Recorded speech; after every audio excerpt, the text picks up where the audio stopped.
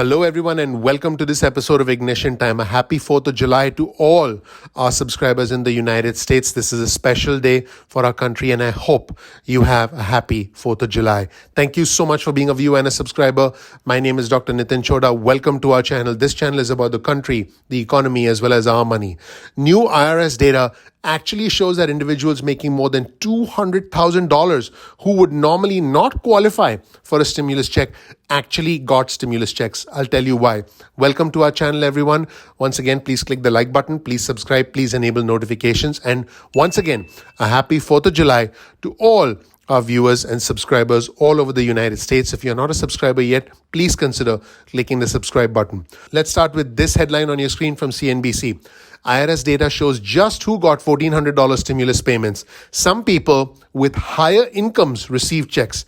In fact, you do have to meet certain income thresholds to qualify, but people with more than $200,000 in adjusted gross income also received stimulus money. Well, folks, let me tell you what's happening.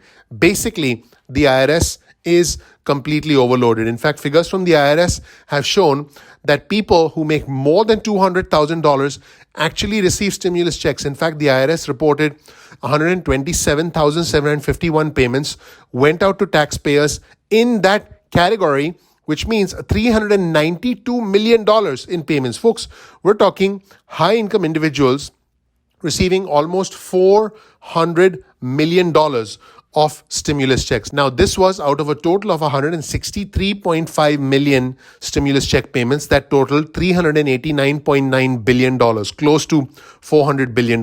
Now, this is a surprise because there were strict eligibility requirements for that new batch of stimulus checks that were authorized by President Biden when he signed the American Rescue Plan into law in March. Now, before we explore why this is happening, let's just recap that these stimulus checks, the third stimulus check was $1,400 per adult plus $1,400 per child or adult dependent. However, individuals and families had to meet certain income requirements to qualify. What were these income requirements? Full payments went to those who had an adjusted gross income of up to $75,000 for individuals, $112,500 for heads of household, and $150,000 for those who are married and filed jointly. Now, the checks were actually phased out for those who had incomes above those thresholds. For example, individuals with more than $80,000 in adjusted gross income did not get stimulus checks. Heads of household with $120,000 or more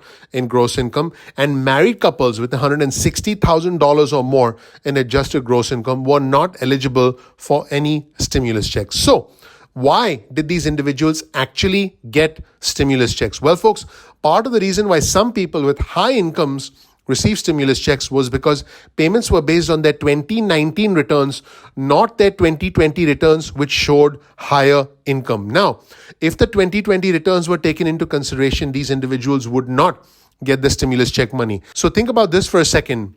Let's say your 2019 income was below the threshold. You would now get the stimulus check if the IRS did not have your 2020 tax returns. Now, in 2020, a lot of individuals, specifically individuals with higher income levels, individuals with higher educational levels, executives, they had a temporary impact. In other words, they were able to work from home. They actually made as much money, if not more money, in 2020 compared to 2019. However, since their 2019 income was lower than 2020, think about this for a second. They actually made more money in 2020 than 2019 while more than 40 million of our fellow Americans were on unemployment at one point or another. These individuals who made more money again in 2020 compared to 2019, but have not yet or had not yet filed their taxes, what's the IRS going to do? The IRS is going to take their 2019 income into consideration, and therefore, based on the 2019 income or based on the latest income statement, based on the latest tax returns that the IRS has, the IRS says, okay, you get a stimulus check. So what is interesting is, again, that individuals who had income above those thresholds may have made more in 2020, but their payments were based on 2019 returns. And basically, if that is indeed the case, and this is interesting, if your 2020 income was higher, the IRS will need these individuals to actually return the money. Now, whether that happens or not, who knows?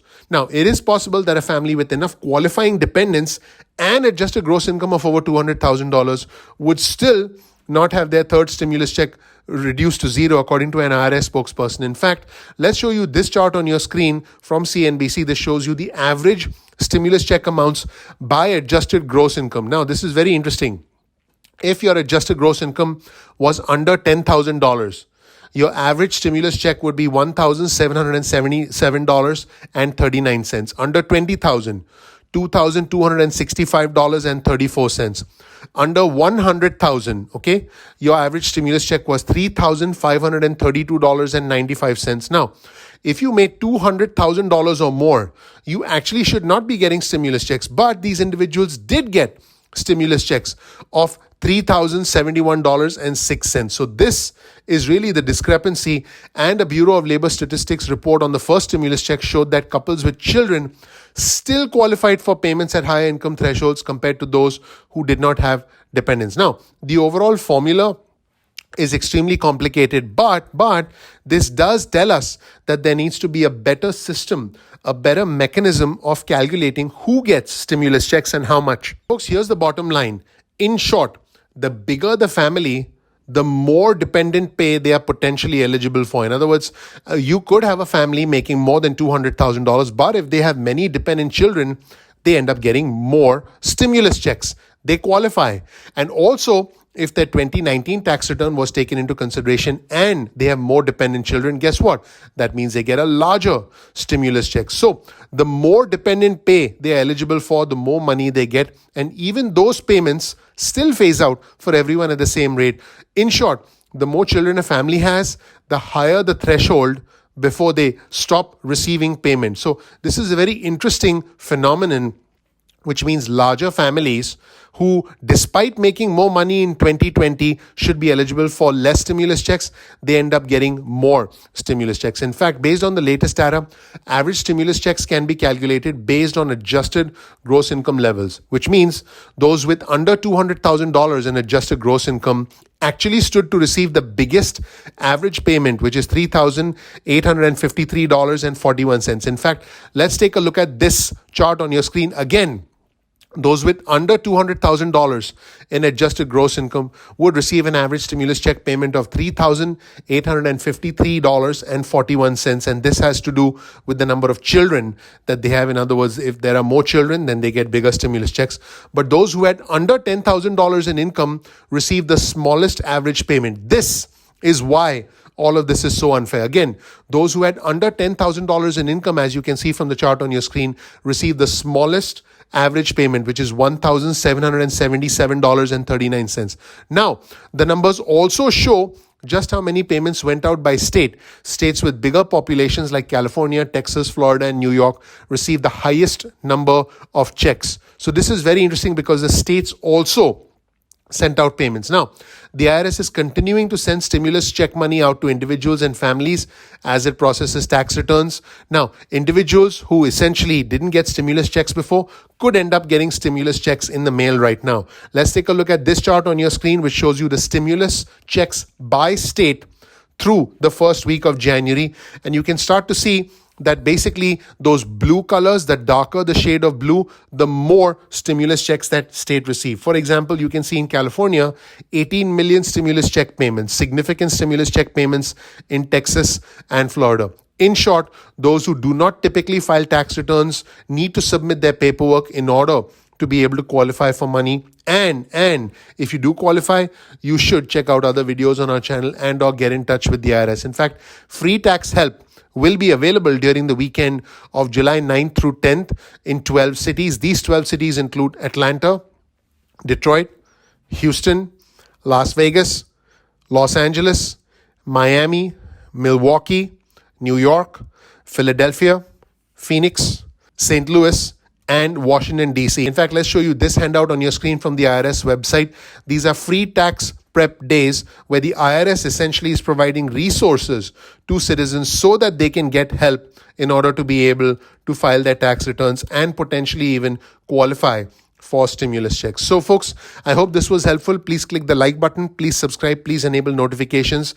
Thank you so much for being a viewer and a subscriber. Once again, a happy 4th of July to you and your family.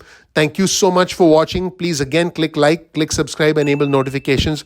My name is Dr. Nitin Chhoda. This right here is a little bit of information about me. You'll learn more about who I am, what my journey has been like, and why you should listen to me. I appreciate you. I'm looking forward to seeing you in the next episode of Ignition Time. Take care. Bye.